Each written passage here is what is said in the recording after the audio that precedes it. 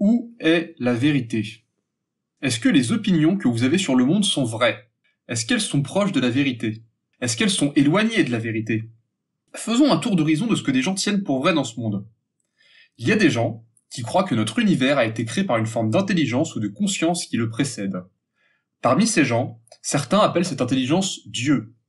Parmi ces gens qui appellent cette intelligence Dieu, certains estiment que Dieu intervient dans les affaires des hommes et que sa volonté a été révélée dans un livre de référence. Certains estiment que ce n'est pas le cas et que ce Dieu n'intervient pas dans les affaires humaines ou qu'il n'a pas de préférence. Certains estiment que Dieu est en réalité la totalité de ce qui est et que les êtres humains, comme tout le reste, ne sont qu'une part de Dieu qui a oublié qu'elle était Dieu. Il y a des gens qui au contraire croient que l'univers n'a pas été créé par une intelligence. Certains estiment qu'il est apparu lors d'un événement qu'ils appellent le Big Bang, d'autres estiment que l'univers a toujours été là. Parmi ceux qui estiment qu'il a toujours été là, beaucoup considèrent que le Big Bang a eu lieu, mais qu'il n'est pas la cause première de l'univers pour autant. Il y a des gens qui croient que tout ce qui existe est matériel, ou pour le dire autrement, que seule la matière existe.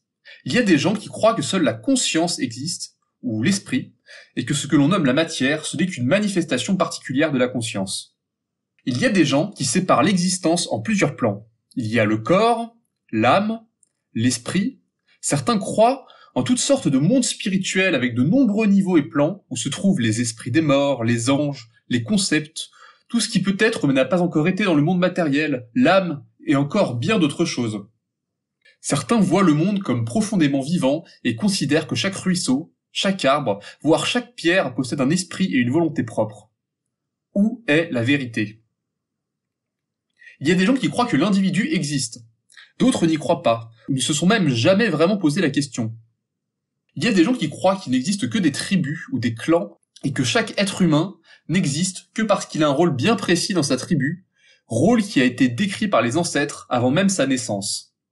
Il y a des gens qui croient que les grandes civilisations humaines sont des divinités, que chaque partie du corps de ces divinités sont des castes, et que chaque être humain fait partie d'une caste donnée dès sa naissance et jusqu'à sa mort. L'humain n'existe que comme fragment d'un organe de la divinité.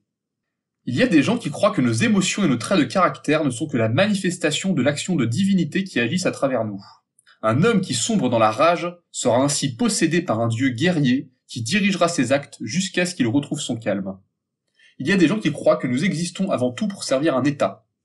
Il y a des gens qui croient que nous existons pour être libres et pour rechercher le plaisir et le bonheur. Il y a des gens qui croient que chacun a une mission sur Terre qui lui a été donnée à la naissance. Il y a des gens qui croient que l'existence est profondément sans but et que la vie humaine n'est qu'un accident, un hasard. Il y a des gens qui croient que la morale est une chose qui a été inventée par les faibles pour se protéger des forts et que la seule chose réelle dans la vie, c'est le pouvoir et la quête pour l'obtenir et le garder. Où est la vérité? Il y a des gens qui croient que la science est le plus sûr chemin vers la vérité. Il n'est peut-être pas parfait, mais on n'a pas mieux. Il y en a d'autres qui estiment que la science est une nouvelle religion. D'autres encore croient que la science n'est qu'une voie de perdition inventée par le diable et qui se nourrit de l'hubris humain, de la croyance qu'il est possible de surpasser Dieu par la technique. Il y a des gens qui croient que la science est un enjeu de pouvoir et que ce sont les dominants qui déterminent ce qui est ou n'est pas de la science selon leurs critères subjectifs. Il y a des gens qui croient que la science est amenée à faire disparaître la philosophie.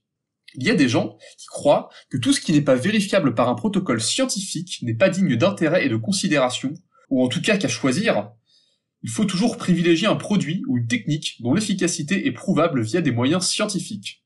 Certains croient que tout ce qui existait avant les Lumières, et notamment la médecine, reposait sur du pur dogme et de l'effet placebo, et qu'au mieux, si ça avait un effet, c'était un coup de chance. Certains croient, au contraire, que ce qui soigne vraiment, ce sont des pratiques naturelles, ancestrales, voire millénaires, et que la médecine moderne ne fait qu'empoisonner les gens.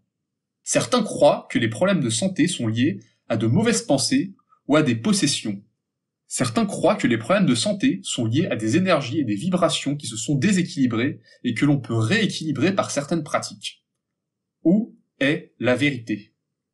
Certains croient que le plus grand danger qui plane sur la France actuellement, c'est l'islam, que si on ne fait rien contre ce danger, dans quelques années, il y aura une guerre civile en France qui fera de nombreux morts. D'autres croient que le plus grand danger, c'est le retour du fascisme, d'un gouvernement raciste et totalitaire qui serait prêt à persécuter voire à génocider tout ce qui ne correspond pas à son idéologie et à sa vision de ce que doit être l'être humain. Certains croient que le plus grand danger, c'est l'État qui persécute l'individu et qu'il faut tout faire pour diminuer l'influence de l'État, sous peine de se retrouver privé de liberté et sous peine de vivre des crises économiques majeures. Certains croient que le plus grand danger, c'est la crise écologique et que l'humanité pourrait bien disparaître entièrement ou en grande partie d'ici moins d'un siècle si on ne fait rien pour enrayer le phénomène. Certains croient que globalement les choses ne vont pas si mal et que l'être humain aime bien prévoir des catastrophes. Où est la vérité? Certains croient que les femmes ont été dominées par les hommes depuis des millénaires, au moins depuis le début du néolithique, si ce n'est avant, et que les femmes sont tout juste en train de commencer à se libérer. Certains croient que les hommes sont dominés par les femmes dans notre société, que l'État est de leur côté, que la justice est de leur côté, et qu'elles ne connaissent pas de vraies difficultés, parce que des hommes seront toujours prêts à leur rendre service dans l'espoir d'obtenir leur faveur. Certains croient qu'il est préférable de s'occuper du foyer que d'aller travailler. D'autres croient l'inverse. Certains croient que l'homme et la femme ont des rôles bien déterminés, qui dépendent de leur nature profonde, et que ça ne changera jamais. Certains croient que ces rôles sont malléables et relèvent d'enjeux de pouvoir. Certains croient que l'homme et la femme sont des inventions occidentales qui existent depuis moins de 3 siècles, et que rien de cela n'a de réalité propre en dehors des conventions humaines. Certains croient que c'est à chacun de déterminer lui-même ce qu'il est. Certains croient que les relations homosexuelles sont contre nature et le fruit d'une société décadente.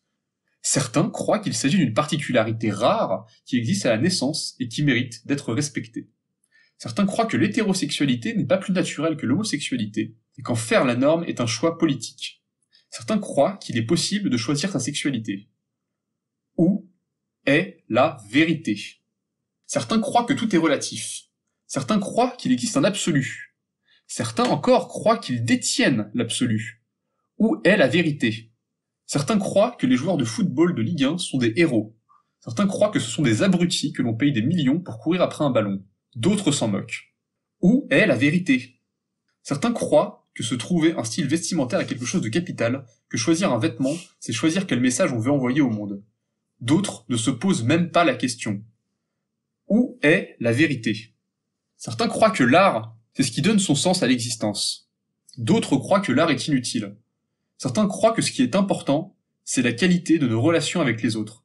D'autres croient que ce qui est vraiment important, c'est l'autonomie financière. Où est la vérité? Certains croient que l'humanité a été créée par des extraterrestres. Certains croient que la Terre est plate. Parmi ceux-ci, certains croient que la Terre repose sur une tortue géante. D'autres croient que la Terre, plate donc, est entourée par des falaises de glace géantes qui empêchent l'eau de s'échapper. Certains croient que la souffrance psychique est causée par des âmes d'extraterrestres qui s'accrochent à nous et qui ont été tués lors d'une guerre interplanétaire qui a eu lieu il y a des millions d'années. Certains croient que nous sommes gouvernés par un peuple extraterrestre de reptiles capables de prendre forme humaine et qui nous contrôlent à notre insu. D'autres croient simplement que nous sommes gouvernés par des satanistes qui se livrent régulièrement à des actes sexuels sur des enfants. D'autres encore croient que nous sommes simplement gouvernés par le fric. Où est la vérité? Certains croient qu'après la mort, il n'y a rien. Certains croient qu'après la mort, il y a un paradis et un enfer et que chacun sera jugé selon ses actions sur Terre. Certains croient qu'après la mort, on se réincarne dans un autre être vivant, un humain ou autre chose, et que la plupart d'entre nous ont déjà vécu des centaines, voire des milliers d'existences humaines. Certains croient que la mort est une illusion, causée par une autre illusion, à savoir l'existence d'un soi détaché du tout. Où est la vérité? Ces histoires sur le monde sont pratiques, elles nous permettent entre autres de savoir qui l'on est. Un homme, une femme, un père, une mère, un citoyen, un adepte, un maître, un boucher, un coiffeur, un riche, un prolétaire, quelqu'un de fort, un champion, un perdant, un criminel, une personne morale, un toxicomane, un geek, un collectionneur, un supporter, un fan, un chef d'entreprise, un employé, le membre d'un clan, un sujet, un enfant de la vie, une âme, un magnétiseur, un gourou, un éveillé, un sceptique, un croyant, un sage, un fêtard, un alcoolique, un dépressif, un paranoïaque, un schizophrène, un surdoué, un idiot, un introverti, un extraverti, une victime, un sauveur, un sadique, un dominateur, un soumis, un golfeur, un surfeur, un élu, la réincarnation d'un ancêtre, un prophète, un dieu vivant, un condamné à mort, un expert ou un charlatan. Qui sommes-nous vraiment? Ce qui est amusant, c'est que la plupart d'entre nous pensons que nos idées ont une quelconque valeur et surtout qu'elles disent quoi que ce soit de pertinent sur l'état réel du monde. Pourtant, au moins 99% des gens ont des idées radicalement différentes des nôtres et radicalement incompatibles avec les nôtres. Et la grande majorité des gens pensent que ce sont les 99% qui se trompent, évidemment, et pas eux. Et on y tient à nos idées, on serait prêt à défendre certaines d'entre elles de toutes nos forces, parce que nous sommes persuadés qu'elles sont super importantes pour notre bien-être et notre survie, et pour le bien-être et la survie des autres. Pourtant, les 99%, avec leurs idées à la con, leurs idées complètement folles, sont encore là. Ils ont survécu. La nature permet leur existence et l'existence de leurs idées. Peut-être que nous ne sommes que des singes hallucinés qui essayons comme nous le pouvons de créer du sens dans un monde qui nous dépasse complètement. Tiens, voilà une croyance de plus. Est-ce qu'on a vraiment besoin de savoir quoi que ce soit? Au fond, je ne vois qu'une seule question pertinente. Est-ce que tes idées sur toi, ou sur le monde, te permettent d'être heureux, épanoui, et t'aident à te lever le matin? Si c'est le cas, je ne vois pas de souci à les garder. Si ce n'est pas le cas, sache que tu as tout à fait la possibilité de croire et d'être une infinité d'autres choses que ce que tu crois et ce que tu es maintenant. La plupart d'entre elles ne te réussiront sans doute pas mieux que tes croyances actuelles, mais il se pourrait qu'il en existe malgré tout certaines qui te réussiront mieux. Malheureusement, la plupart d'entre nous préférons rester avec des croyances qui nous font du mal parce que nous confondons nos croyances et le monde lui-même. Et on ne peut pas changer le monde, pas vrai? Mais si nous apprenons à écouter, vraiment écouter, nous pourrions découvrir que plein de gens autour de nous seraient ravis de nous offrir des croyances alternatives. Nous n'avons alors plus qu'à choisir. Après tout, il existe une infinité de façons de poser du sens sur le monde. Et toi, est-ce que ce que tu crois te fait du bien actuellement? Dis-le moi dans les commentaires.